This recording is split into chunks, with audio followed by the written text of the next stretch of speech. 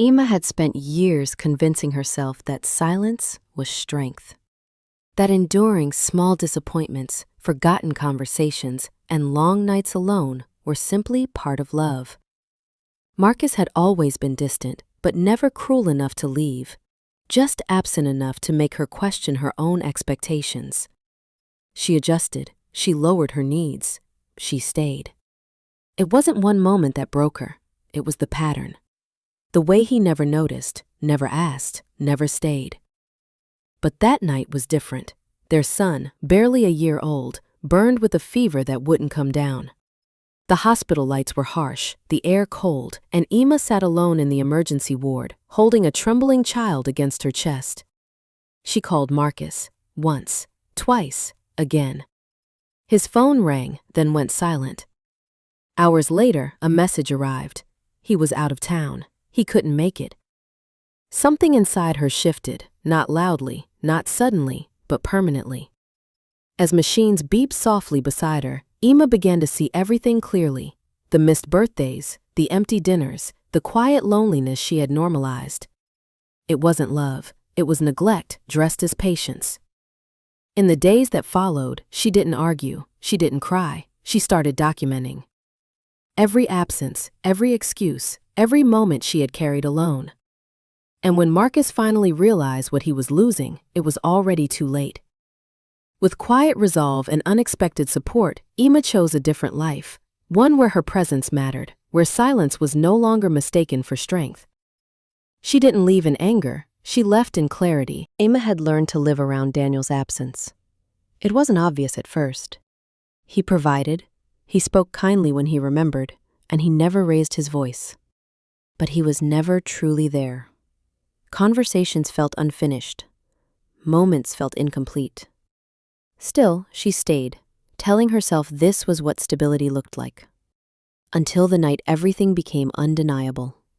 Their baby girl struggled to breathe, her tiny body burning with a fever that wouldn't break. The hospital corridors echoed with urgency, and Emma sat alone, gripping her daughter's fragile hand as doctors moved quickly around them. Fear settled deep in her chest. Quiet, suffocating fear. She called Daniel. He answered once. Briefly. His voice distracted, almost annoyed. He told her he was already at the airport. A long-planned trip. Important meetings. He said he couldn't cancel now. Then the line went dead. Emma didn't cry. Not in that moment. She simply stared at her daughter, at the machines keeping track of every breath, and felt something inside her finally go still. Years of compromise, of waiting, of believing he would change. That night stripped away every illusion she had held on to. In the days that followed, she remained calm, focused, present. Not just for her child, but for herself. She began to see the truth clearly. The emotional distance, the quiet abandonment she had mistaken for patience. And she started preparing, documenting, planning, building a future that no longer depended on someone who chose absence over responsibility.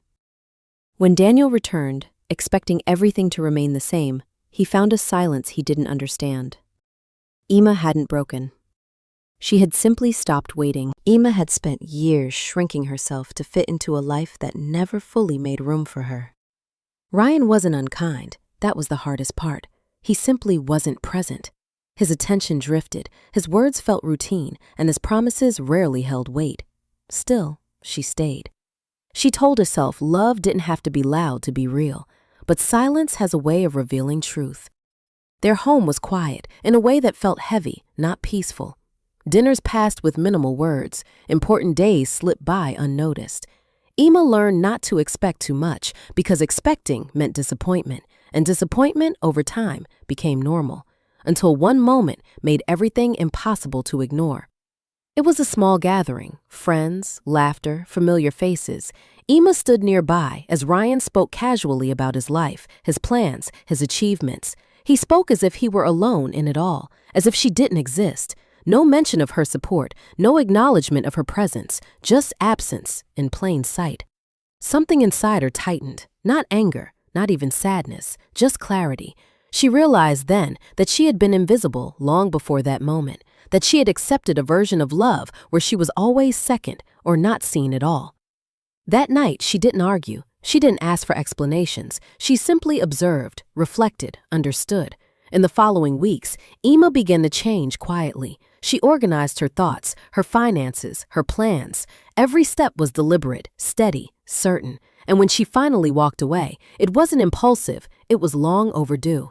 Ryan didn't see it coming, but that was the truth of it all. He had never really seen her. Emma had always believed that loyalty meant staying, even when it felt one-sided. Victor was dependable in ways that looked good from the outside. He worked hard, he provided, he rarely caused conflict. But when it mattered most, he was never truly there. It started subtly. Missed calls, unanswered messages, important moments brushed aside with quiet excuses. Emma carried the weight of their home, their child, their life, while convincing herself it was temporary. Until the moment that changed everything. Their son fell seriously ill one winter night. His condition worsened faster than expected, and the hospital became their reality within hours. Emma sat beside the bed, watching every rise and fall of his chest, every flicker on the monitor. Fear was constant, heavy, unforgiving. She called Victor again and again, no answer. Hours later, a short message arrived. He was occupied, something important had come up, he would check in later. Emma didn't respond. Because in that moment, something inside her had already broken and rebuilt itself differently. She stayed strong for her child, calm for the doctors, silent for herself. But deep within, she began to understand the truth she had avoided for years. This wasn't partnership. This was absence disguised as responsibility. When their son recovered, Emma didn't celebrate the way she once would have. She simply moved forward, with clarity. She documented everything, the distance, the neglect, the pattern. And when Victor finally realized the distance between them, it was no longer emotional. It was permanent. With steady resolve and quiet dignity, Emma chose a life where presence mattered, where love showed up when it was needed most. Victor didn't lose everything in a moment, he lost it slowly. By never being there at all, Emma had mastered the art of silence long before she realized it was costing her everything. Adrian never needed to raise his voice or leave to hurt her. His distance did the work. His indifference spoke louder than any argument. She adjusted herself around it, shrinking her needs, convincing herself that patience was love. Days turned into years. Conversations became surface level. Promises faded before they were fulfilled. Still, Emma stayed. Not because she was weak, but because she believed things would eventually change. They didn't. The realization didn't come all at once. It built quietly, a forgotten anniversary, a moment where she needed him and he wasn't there, a pattern she could no longer ignore. But the final shift happened on an ordinary evening when she sat across from him and felt nothing in return. No connection, no effort, just emptiness. That silence was different. It wasn't hers anymore. Something inside her steadied. Not anger, not heartbreak, just clarity. For the first time, she saw her life without illusions. Saw the imbalance she had been carrying alone. Saw how much of herself she had given, without receiving anything real in return. In the weeks that followed, she didn't confront him. She didn't beg for change. She began rebuilding instead. Quietly, carefully, piece by piece. Her independence, her confidence, her future. She gathered support, made decisions, took control of the life she had been waiting for him to value. And when she finally walked away, it wasn't dramatic, it was certain. Adrian was left with questions he didn't understand, but Emma had already found her answer. Strength wasn't in enduring the betrayal, it was in choosing herself, without hesitation. Emma had always been the one who stayed. Through missed conversations, delayed apologies, and long stretches of quiet neglect, she remained steady. Daniel had come to rely on that. Not consciously, perhaps, but comfortably. He believed her patience had no limit, that her silence meant acceptance. So he stopped trying. It wasn't sudden, it was gradual. The way he stopped noticing her absence in a room. The way he dismissed her words mid-sentence. The way her presence became something expected, but never valued. Emma felt it all. Every small shift. every moment that confirmed she was no longer seen. Still, she endured. Until she didn't. The turning point came quietly, on an ordinary evening that carried an unfamiliar weight. She had spent the day hoping for something small, a conversation, a moment, a sign that she still mattered. But Daniel came home distracted, distant, already consumed by everything else. He barely looked at her. And for the first time, Emma didn't feel hurt, she felt clear. That clarity settled deep within her, steady and undeniable. It showed her everything she had ignored. Every compromise she had made alone. Every part of herself she had set aside, waiting for him to notice. He never did. In the days that followed, she changed. Not outwardly, not dramatically, but with quiet intention.